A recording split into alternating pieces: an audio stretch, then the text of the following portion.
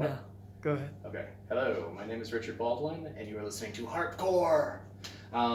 This is a harp that I've been working on, sort of experimental harp, and it's not entirely complete, but given that the world is kind of crazy right now, I figured I better, show off what I've managed so far, in case.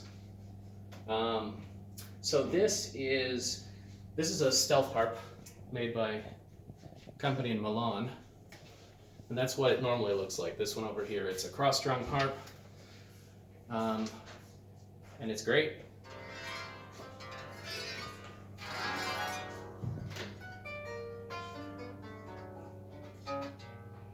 And yeah, I can play all sorts of different music on it. And it's got these are spray pens that I made. I 3D printed these. So what they do is if I flip this over here,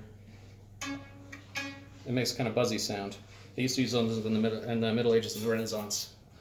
And then I've added these things on as a sort of percussive elements that I use. And in place of those, I can put this thing up. It's called a nano pad, which I can attach to my phone if I'm using my phone as an amp. I have some things I can put on here to connect to my phone and such, and have a little speaker that uses my phone as the main amplifier. These here are pickups that come with the instruments. So the only thing I've done that's different from just the straight instrument, besides these pens and everything you see right now, is this side. I have used deeper bassier strings. I figured out what strings I needed, and I had to move some things around so that I could get the right amount of distance between the strings so that they don't clatter against each other when they get pulled, but this is what they sound like.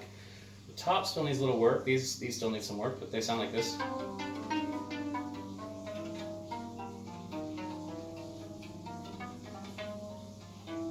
The middle ones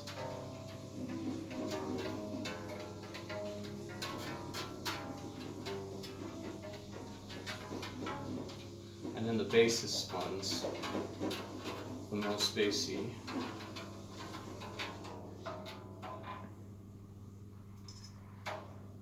So that goes down to a D below the E on a bass guitar as the lowest note on this one, and then this portion of the cross-strung harp is roughly the same as this portion here.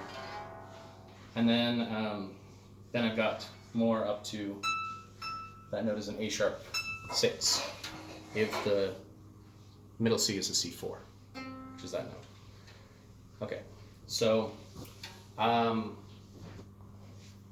if it was a big harp, if it was a harp that would have the grand harps, like the grand length strings, like it would normally, they'd be out here somewhere.